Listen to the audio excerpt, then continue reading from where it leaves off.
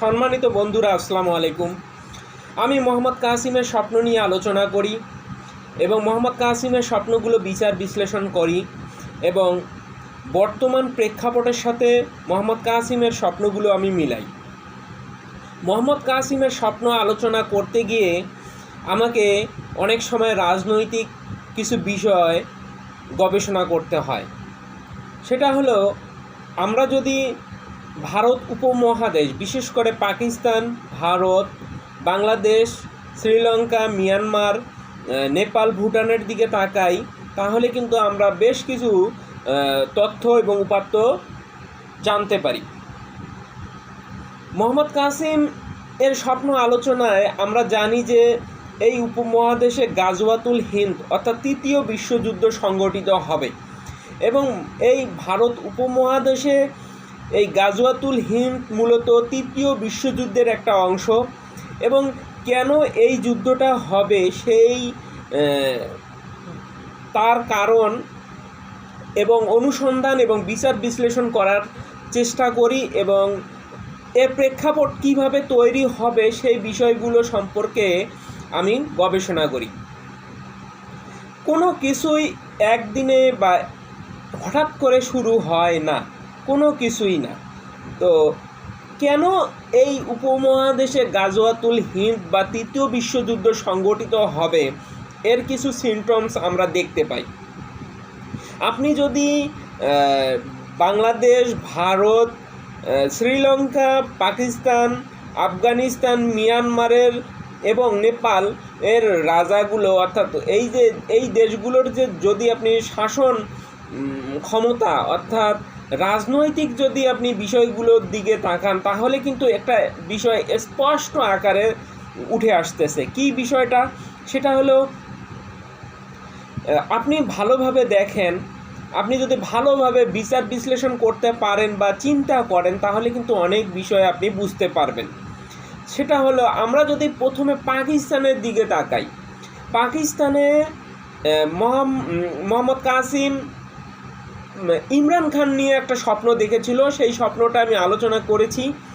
পাকিস্তানের ইমরান খান জনগণের জনসমর্থন থাকার পরও সে ক্ষমতায় আসতে পারেনি, কারণ পাকিস্তানের গণতন্ত্র বিশ্বাসী ইমরান খানকে সেই দেশের গভর্নমেন্ট মিলিটারিরা অর্থাৎ সেনাবাহিনী তাদেরকে ইমরান খানকে বন্দি করে রেখেছে এবং গণতন্ত্রকে তারা বিলুপ্ত করেছে এবং আড়ালে তারা সেনা শাসন পরিচালিত করতেছে।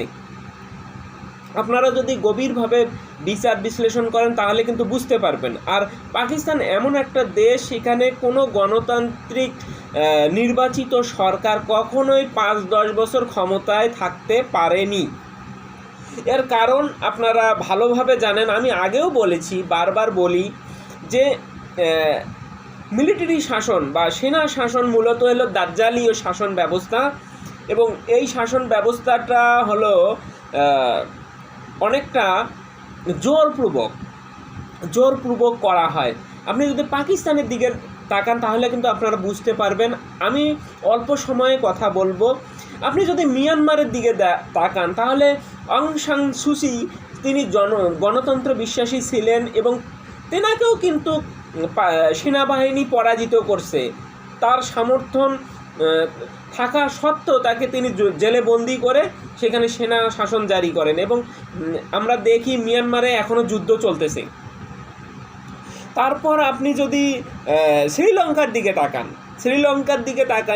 শ্রীলঙ্কায় কিন্তু যে রাজা ছিল সেই রাজার কিন্তু গণতন্ত্র বিশ্বাসী, কিন্তু সেখানে একটা অভ্যুত্থান তৈরি করে দিয়ে দেশে অস্থিরতা তৈরি করে দিয়ে তারা কিন্তু আড়ালে মিলিটারি শাসন নেওয়ার চেষ্টা করেছিল, কিন্তু শ্রীলঙ্কার জনগণ খুব সচেতন এবং শিক্ষিত, যার কারণে কিন্তু তারা পারেনি। কারণ ওই দেশের জনগণ খুবই সৎ, তার কারণে কিন্তু তারা ব্যর্থ হয়েছে। আপনি যদি নেপালের দিকে তাকান, নেপালের দিকে কিন্তু তারা সেই গণতন্ত্রটাকে তারা হত্যা করে কিন্তু সেখানে ক্ষমতা নিয়েছে।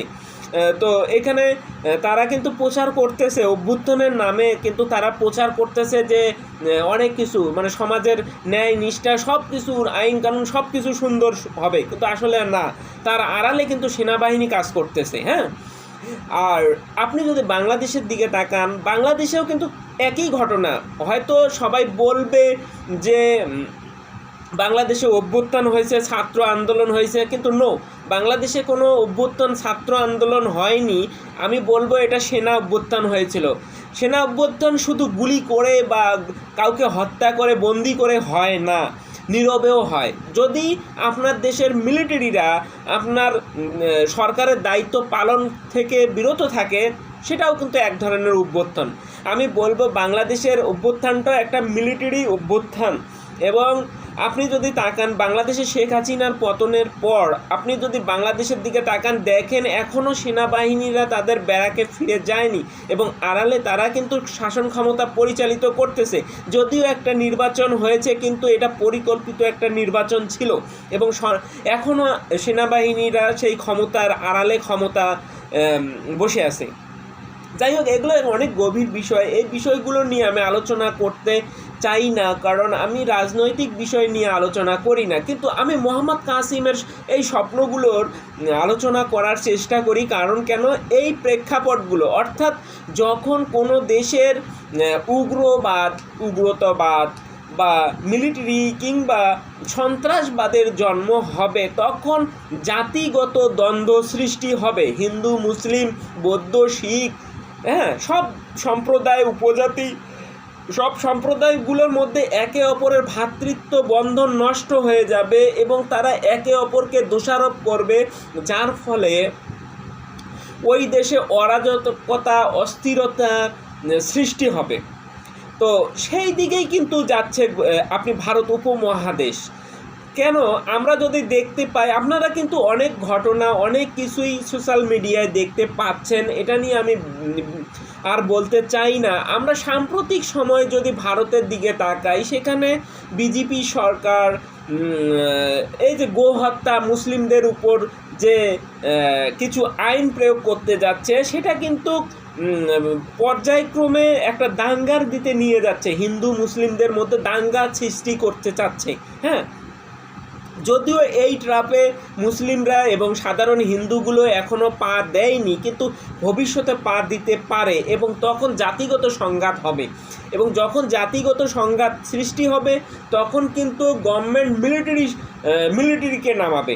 আপনারা দেখেন ভারতের নির্বাচনের পর কিন্তু তারা আধা সামরিক বাহিনী কিন্তু তারা এখনও ব্যারাকে ফিরে যায়নি। ভারতেও কিন্তু একই, কিন্তু বিজেপি সরকারকে কিন্তু আড়ালে কিন্তু সেনাবাহিনী নিয়ন্ত্রণ করতেছে। এর দ্বারা কিন্তু এটাই প্রমাণিত হয়। তো এই যে বিষয়গুলো ফুটে উঠতেছে, এই জিনিসগুলো আসলে কেন হচ্ছে, এটা হলো আমার বড় প্রশ্ন। এটাই মূলত হলো দাজ্জালের শাসন ব্যবস্থা। দ্য নিউ ওয়ার্ল্ড অর্ডার প্রতিষ্ঠায় দাজ্জাল সফল হচ্ছে ধীরে ধীরে, এবং দ্য নিউ ওয়ার্ল্ড অর্ডার গোটা বিশ্বের মধ্যে তারা কায়েম করবে এবং নিউ ওয়ার্ল্ড অর্ডার দ্বারা কিন্তু এই শাসন ব্যবস্থা পরিচালিত করবে এবং গোটা বিশ্বে একটাই মাত্র শাসন ব্যবস্থা থাকবে এবং এখানে গণতন্ত্রকে হত্যা করা হবে, দেখানো হবে গণতন্ত্র দুর্নীতি করে, ঘুষ খায় কিংবা বিভিন্ন ধরনের অপকর্মের সাথে জড়িত মানুষকে বোকা বানানো হবে এবং সেটা বানানো হবে মিডিয়া দ্বারা। এবং এই মিডিয়ার কারণে তারা মানুষগুলো বুঝতে পারবে না আসলে কোনটা ভালো কোনটা মানে খারাপ।